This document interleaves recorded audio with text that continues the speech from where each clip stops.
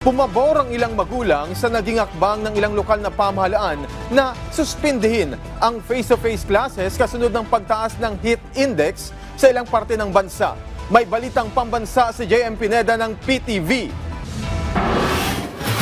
Sang-ayon ang ilang magulang sa ginagawang hakbang ng iba't ibang LGU sa pagsuspindi ng face-to-face classes ng mga estudyante kasunod ng pagtaas ng heat index sa ilang parte ng bansa. Kasi nga po, yung sa klima na sobrang init, maaari siyang magkulap.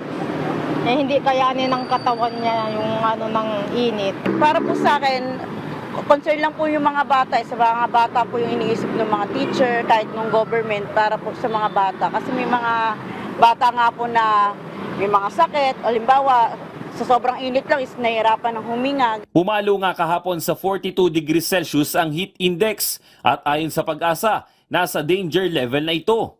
Sa Marikina City, nagpatupad nga ng bagong ordinansa kung saan otomatikong suspendido ang face-to-face classes ng mga eskwelahan sa lahat ng antas sa pampubliko at pribadong paaralan kung aabot ng 42 degrees Celsius ang heat index sa syudad. May bago rin na class schedule ang San Juan City sa ilalim ng pinirmahan na executive order ng LGU. Mula alas 6 ng umaga hanggang alas 10 na ang oras ng pasok ng mga morning classes at alas 3 ng hapon hanggang alas 7 ng gabi naman ang pasok ng mga afternoon shift.